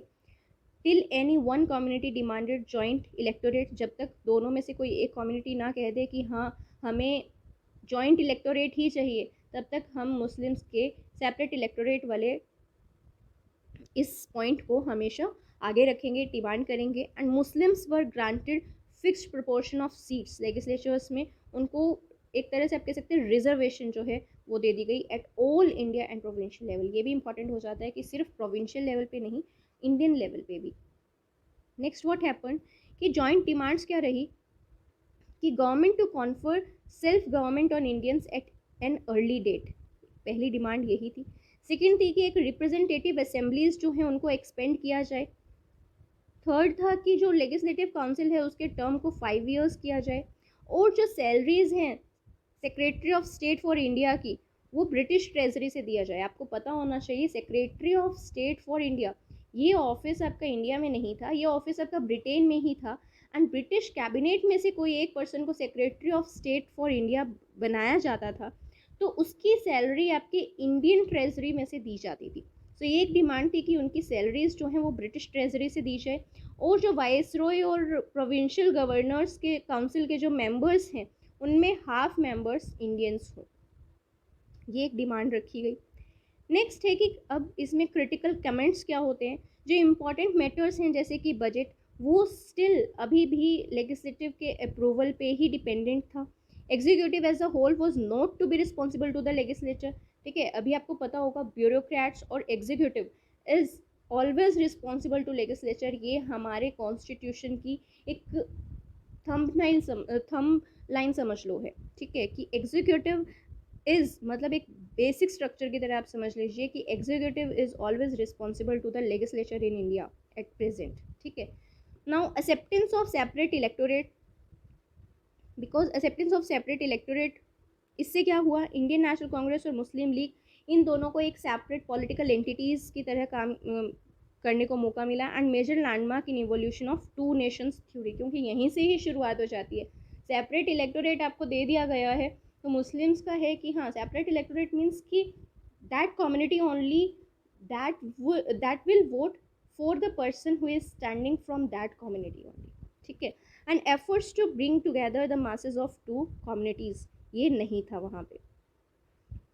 तो अब इसके बाद क्या होता है, लखनऊ पैक्ट हो गया, लखनऊ सेशन में कांग्रेस रीयूनियन हो गया, लखनऊ पैक्ट आईएनसी और मुस्लिम लीग के बीच में हो गया। उसके बाद अब क्या है, अब आता है मोंटेगू स्टेटमेंट ऑफ अगस्त, इसे अगस्त डेक्लरेशन के नेम से भी जाना जाता है। 20 अगस्त को ये आया है। You should remember the date and खासकर ईयर, बिकॉज मॉडर्न हिस्ट्री में क्रोनोलॉजी बहुत ज़्यादा पूछी जाती है। और एडविन सैमुअल मोंटेगू, ये ही was the secretary of state at that time. तो ब्रिटिश हाउस ऑफ कॉमन में इसको लाया जाता है। क्या था ये, इसमें कहा जाता है कि the government policy is of an increasing participation of Indians in every branch of administration and gradual development of self governing institutions with a view to the progressive realization of responsible government in India as an integral part of the British Empire। क्या मतलब कि rulers जो हैं वो answerable होंगे elected representative को, and not only to imperial government in London. Concept of hierarchy जो है वो इवॉल्व किया जाएगा। ठीक है, एंड प्लीज़ रिमेंबर ये सब प्रोविंसेस की बात हो रही है, ये प्रिंसली स्टेट्स की नहीं हो रही, because princely states were independent of Britishers for always. Next is जब तक कि उसे अनेक्स ना कर लिया जाए। तो इंडियन ऑब्जेक्टिव क्या था कि कोई स्पेसिफिक टाइम जो है वो नहीं दिया गया, ये उसके ऑब्जेक्शंस थे। सेकेंडली गवर्नमेंट जो है वो अकेले ही डिसाइड करे जा रही है कि रिस्पॉन्सिबल गवर्नमेंट का क्या नेचर होगा, कोई पूछताछ नहीं हो रही है इसमें। So this was about the Montagu statement of August 1970, August declaration. इसके साथ ही हमारा इंडियन नेशनल मूवमेंट का पार्ट 1 ख़त्म होता है। दैट इज़ दैट इज़, अगर हम बात करें एपिसोड की, तो हमारा 4th एपिसोड जो है इसके साथ ही ख़त्म हो जाता है। नेक्स्ट एपिसोड में हम बात करेंगे इंडियन नेशनल मूवमेंट पार्ट 2, जिसमें हम स्वराज की बात करेंगे और किस तरीके से गांधी जी जो हैं वो एमर्ज होके आते हैं इंडिया में, emergence of Gandhi ji, his movements, वो हम उस सब में इंक्लूड करेंगे, national non cooperation movement and civil disobedience movement. So with this, thank you very much. Stay connected with Upsali Mentors and get updated that about the upcoming videos. Thank you.